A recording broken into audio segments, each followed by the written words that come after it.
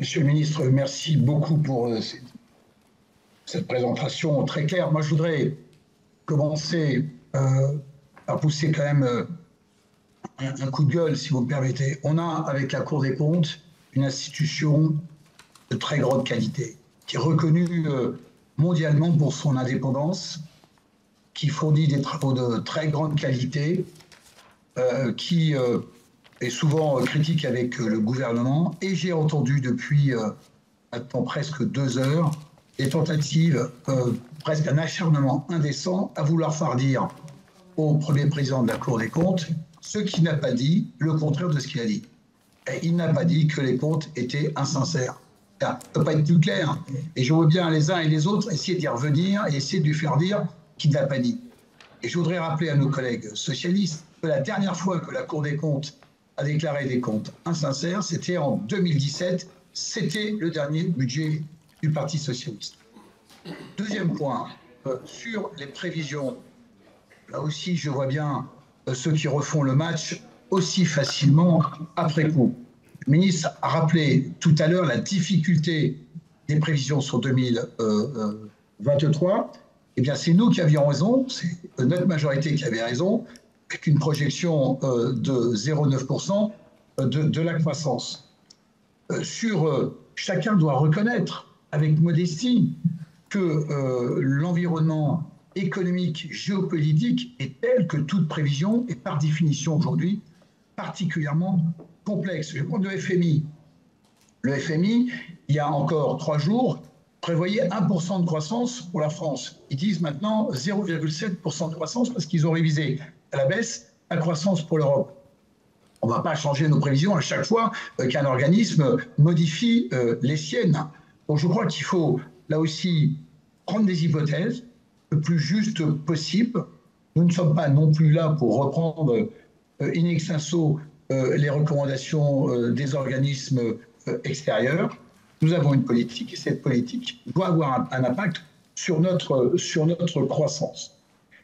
Monsieur le ministre, j'ai plusieurs questions. La première sur ce fameux changement de méthodologie de l'INSEE qui touche, je crois, sur 0,15 points de croissance.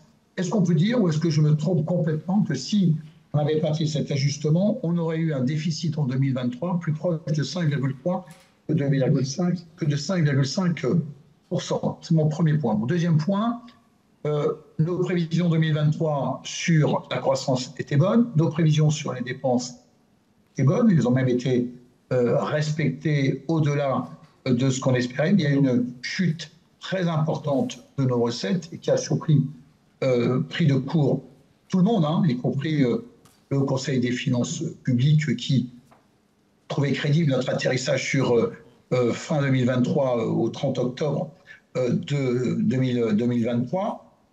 Donc on a quand même un vrai sujet là de prévision. Est-ce que vous, avec les équipes de Bercy, que je salue évidemment, là aussi pour la qualité de leur travail, est-ce que vous avez quand même fait, est-ce que vous avez lancé des analyses pour essayer de comprendre ce qui s'est passé et est-ce qu'il y aurait des moyens peut-être de ne pas se laisser surprendre par un décrochage aussi important dans le futur.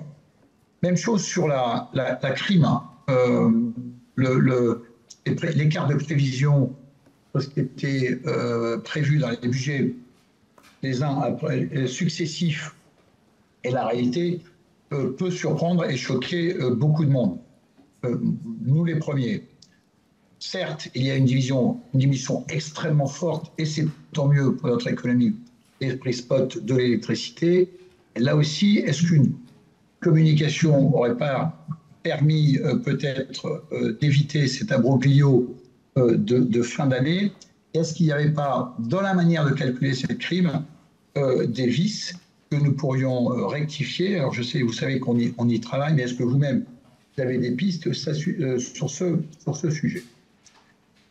Pour terminer sur les dépenses 2023, moi je voulais encore souligner le très grand sérieux de l'exécution au niveau de l'État, à des caricatures décrivant une gestion hors de contrôle, et vous avez été très précis sur ces éléments.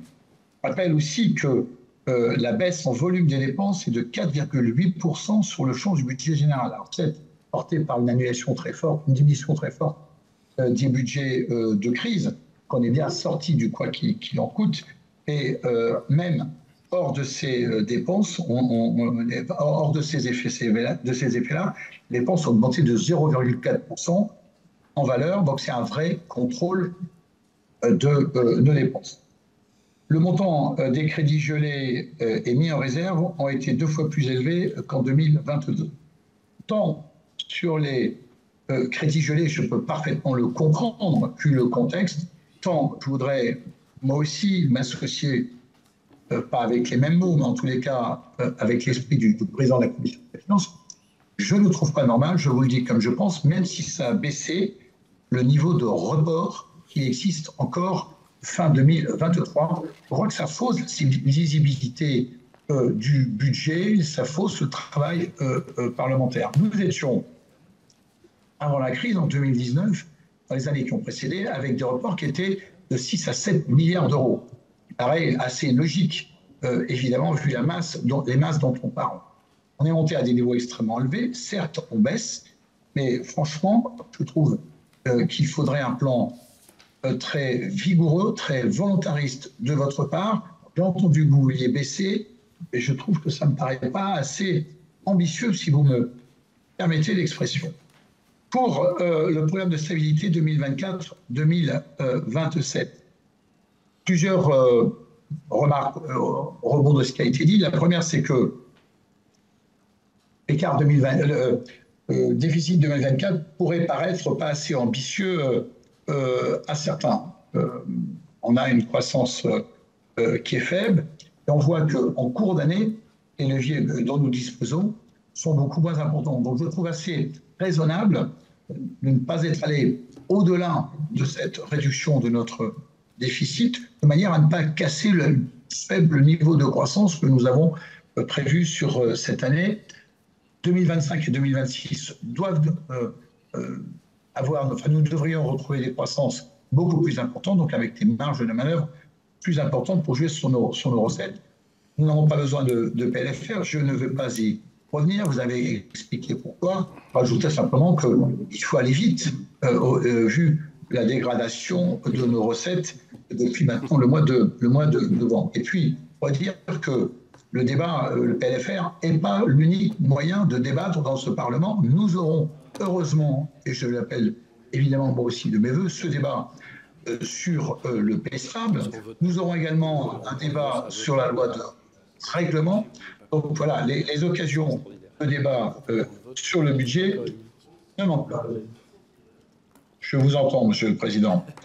Pour terminer peut-être sur 2025-2027, Monsieur le Ministre, est-ce que vous avez des estimations aujourd'hui, une réactualisation du niveau d'économie qu'il va falloir faire? Et est-ce que vous prévoyez une modification des plafonds d'emploi d'ici la fin du programme de stabilité, c'est-à-dire 2027? Je vous remercie.